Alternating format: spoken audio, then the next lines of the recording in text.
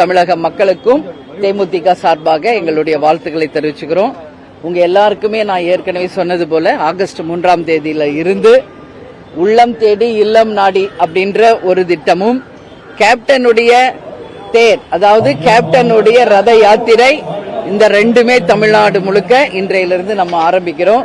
இன்னைக்கு கும்மிடிப்பூண்டியில ஆரம்பிச்சு கன்னியாகுமரி வரைக்கும் 3 கட்ட பயணமாக எங்களுடைய பயணம் இருக்க போகிறது. அதுல முதல் கட்ட பயணம் இன்றைக்கு ஆரம்பிச்சு 20ஆம் தேதி வரை 23ஆம் தேதி வரை 20 நாட்கள் முதல் கட்ட பயணம். அதுக்கு அடுத்து 2ஆம் கட்ட பயணத்தை பத்தி உங்களுக்கு நாங்க அறிவிக்கிறோம். அதுக்கப்புறம் கேப்டனுடைய பிறந்தநாள் இங்க இருக்கு, 24th இங்க ஆஸ் யூஷுவல். கேப்டனுக்கு எப்பயுமே எப்படி செய்வாரோ நலத்திட்ட உதவிகள் அந்த மாதிரி இந்த ஆண்டுல இருந்து மீண்டும் தொடங்குகிறோம். 24ஆம் தேதி நலத்திட்ட உதவிகள், பிரஸ் மீட்டு, எம்ஜிஆர் ஸ்கூலுக்கு எப்பொழுதும் வழங்குவது போல் எல்லாமே அன்னைக்கு 24th இருக்கும். 25th கேப்டனுடைய ரதம் இங்க யாத்திரையாக மக்கள் பாக்குற மாதிரி இங்க வைக்கும். எப்பயும் மாதிரி கேப்டனுடைய பிறந்த நாளைக்கு தமிழ்நாடு முழுக்க இருந்து எல்லாரும் மக்களும் தேமுதிக நிர்வாகிகள் தொண்டர்கள் இங்க வந்து கேப்டனுடைய பிறந்த நாள்ல இங்க கலந்துக்குவாங்க அப்படின்றத இந்த நேரத்தில் உங்களுக்கு நான் சொல்றேன். மக்கள் சந்திப்புங்கிறப்போ என்னென்ன மாதிரியான விஷயங்கள் மக்கள்கிட்ட கொண்டு போய் சேர்க்கணும் நினைக்கிறீங்க?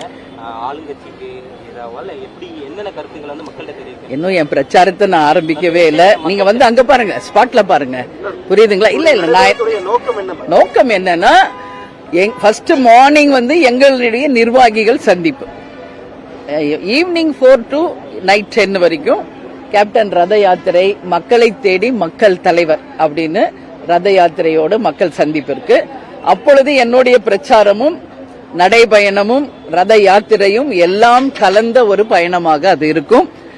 நிச்சயமாக நீங்க நினைக்கலாம் கூட்டணி இன்னும் யாரோடையும் உறுதி செய்யலையே, என்ன பேசுவாங்க, என்ன ஸ்பீச் கொடுப்பாங்க, யாரு திட்டுவாங்க, யார குறை சொல்வாங்க. இதுதான் திட்டுறதும் குறை சொல்றதும் மட்டுமே அரசியல் இல்லை. என்னுடைய பிரச்சாரம் இந்த வாட்டி வேற டிஃபரெண்டா இருக்க போது. நான் சொல்கின்ற ஒரு வார்த்தையும் தமிழ்நாட்டுக்கும் தமிழக மக்களுக்குமான பிரச்சாரமாக இருக்கும். அதே மாதிரி நாங்க எங்க கூட்டணி அமைக்கிறோமோ அந்த கூட்டணி மகத்தான வெற்றி பெறும் அப்படின்றதையும் இந்த நல்ல நாளிலே உங்ககிட்ட நான் உறுதியாக சொல்கிறேன்.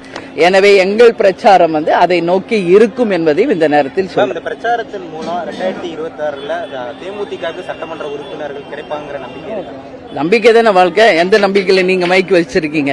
அப்படி கேட்க கூடாது. நம்பிக்கை தான் எல்லாமே. வாழ்க்கையே வந்து நம்பிக்கையின் பேர்ல போறது தான். சரியா? கட்டாயமாக மிக பிரம்மாண்ட வெற்றியை தேமுதிக பெறும். நாங்கள் அங்கம் வகிக்கும் கூட்டணி நிச்சயம் ஆட்சி அமைக்கும் என்பதில் எங்களுக்கு எந்த மாற்று கருத்துமே கிடையாது. கேப்டனுடைய கனவு, கொள்கை, லட்சியத்தை மக்களிடையே சென்று சேர்ப்போம்.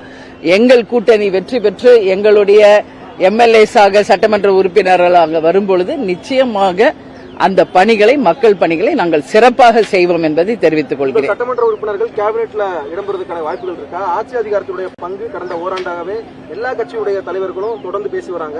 உங்களுடைய நிலைப்பாடு என்ன இதுல? நான் முதல்ல இருந்தே சொல்லிட்டேன், கூட்டணி ஆட்சியை தேமுதிக வரவேற்கிறது என்பதை முன்பிருந்தே நான் சொல்லிக்கிட்டு தான் இருக்கேன்.